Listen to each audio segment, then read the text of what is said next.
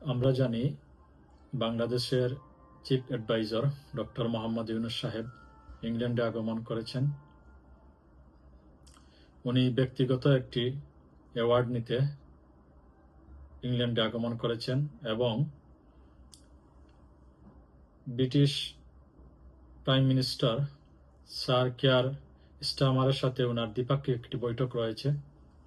পরবর্তীতে জানতে পারলাম উনি যে অ্যাওয়ার্ডটি নিতে এসেছেন ওই নামের তালিকায় ওনার নাম নেই।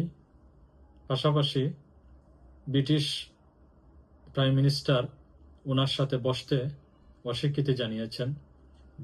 দুটি আমাদের জন্য ব্যাড নিউজ।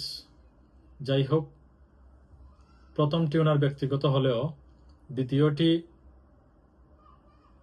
বাস্তবায়ন হলে উনি হয়তোবা বাংলাদেশের পাচারকৃত টাকা নিয়ে উনি আলোচনা করতেন, অর্থাৎ বাংলাদেশ থেকে যেই টাকা পাচার হয়ে ইংল্যান্ডে এসেছে সেই টাকা নিয়ে উনি আলোচনা করার কথা ছিল, কিন্তু কোনোটি হচ্ছে না। আমার বিষয় এটা নয়, বিষয় হচ্ছে ডক্টর ইউনূস সাহেব ইংল্যান্ডে আসাকে কেন্দ্র করে আমরা দেখতে পাচ্ছি পক্ষে বিপক্ষে আন্দোলন হচ্ছে, অর্থাৎ উনার আশাকে বাধা প্রদান করা হচ্ছে। পাশাপাশি উনি যেখানে যাচ্ছেন সেখানে আন্দোলন হচ্ছে উনার বিরুদ্ধে। আবার এই আন্দোলনকে প্রতিহত করার জন্য অন্য পার্টি আন্দোলন করছে, যেটি একটি সভ্য দেশে কোনোভাবেই কাম্য নয়। বাংলাদেশের রাজনীতি এবং ইংল্যান্ডের রাজনীতি কোনোভাবেই সেম নয়। সুতরাং আমাদের উচিত এই সকল আন্দোলন থেকে দূরে থাকা। যারা আন্দোলন করছেন তাদের দাবি হচ্ছে ডক্টর ইউনূস সাহেব বাংলাদেশের প্রধান উপদেষ্টা দায়িত্বে রয়েছেন অবৈধভাবে, অর্থাৎ বাংলাদেশের সংবিধান অনুযায়ী উনি প্রধান উপদেষ্টা হতে পারেন না।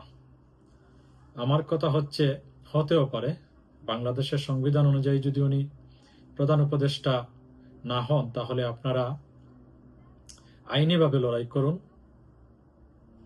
বাংলাদেশের আইনে আপনাদের অনাস্থা থাকলে আপনারা আন্তর্জাতিক আইনে কিংবা আন্তর্জাতিক আইনের শরণাপন্ন হন, হয়তো এটা সুরাহা আসতে পারে। তারপরও বাংলাদেশের স্বার্থে, বাংলাদেশের জনগণের স্বার্থে, বাংলাদেশের মানসম্মান ক্ষুণ্ণ হয়, এ ধরনের কাজ থেকে আমাদের বিরত থাকা অবশ্যই করণীয়। এটা একটি সভ্য সমাজের জন্য কোনোভাবেই যায় না। আমরা এই আন্দোলন বাংলাদেশে করলে অবশ্যই বাংলাদেশের রাজনীতির সাথে এটা যায়। আমি আপনাদেরকে উদাত্ত আহ্বান জানাবো, আপনারা ডক্টর ইউনূস সাহেবকে অসাংবিধানিক মনে করলে আপনারা অবশ্যই আইনিভাবে সেটা লড়াই করুন এবং সেখান থেকে সুরাহা নেওয়ার চেষ্টা করুন। ধন্যবাদ সবাইকে।